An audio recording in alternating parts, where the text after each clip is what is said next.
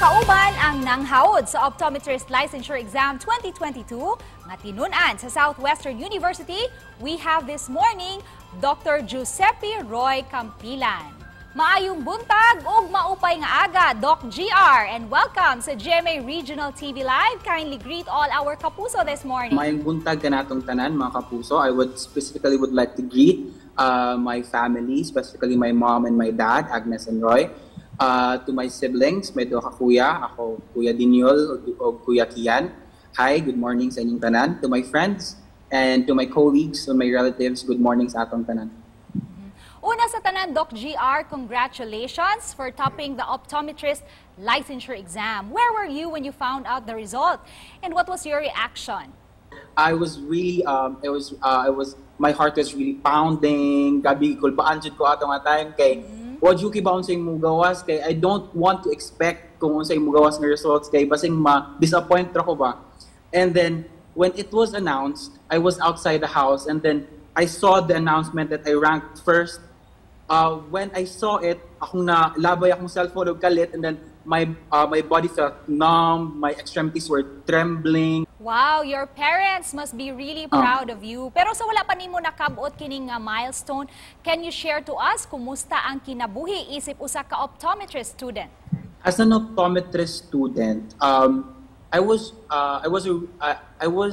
cramming isn't really for me, yun. Okay, when there are examinations, when there are recitations, I always need to be prepared for like a day before that exam because I have a really hard time developing my short-term memory, so I really need to repeat everything that I have studied.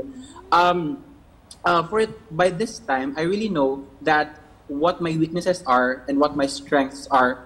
Unsay maingon nimo nga dakong hagit nga imong nasinati kaniadto nga gikuhaan nimo og inspirasyon aron magmalampuson ka sa kinabuhi, Doc GR? One of my really lowest points was when the Typhoon Odette came. It was really a devastating period for me. Grabe gid kay ang struggles ato, grabe kay akong na-feel ato kay I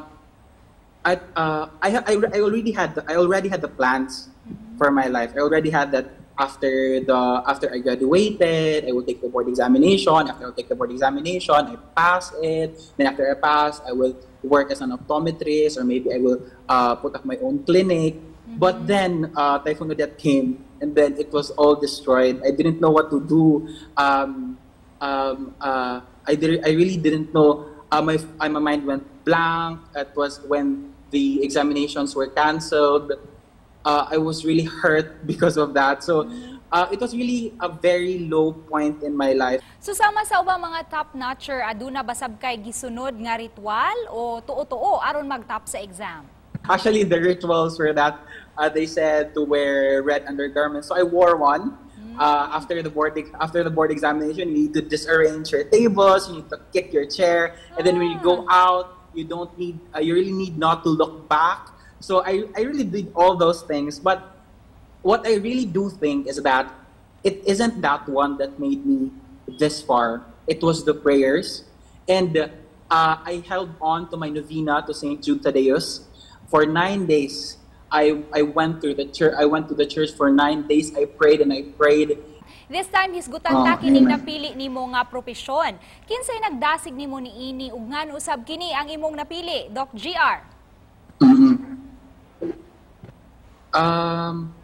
This profession, before I went to college, before I enrolled into a certain course in college, I went to my uncle, which is, by the way, an optometrist, which also garnered the top one during his time. I really don't know the year, but he was top one, also a Kampilan. I'm the second one as a Kampilan who garnered the top one. So I went to him, I went to his clinic together with his wife, who's also an optometrist, and he inspired me in taking up this course. He inspired me in what I can become. No wonder it runs in the family, the eye. So what's next for you, Doc GR? Do you have any plans to stay here or work abroad? For me, it's a really difficult question for me because there are a lot of things to consider. There are a lot of factors to consider for this.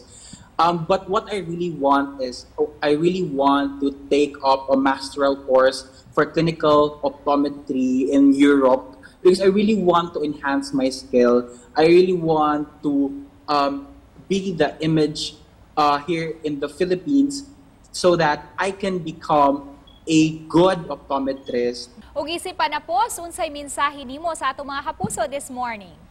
Trust in God's perfect plan for you. Trust in God's time. It may not be what you expected it to be, but with His time, it will be perfect. Diba? And then, while waiting for your time to shine, actually, you need to work hard for it. You need to work hard for your dreams because without working hard, there's nothing, walay mahibuhat si Lord, walay mabuhat imong prayer without working hard. So you really need to work hard for it and you need to pray intently for it. Yun.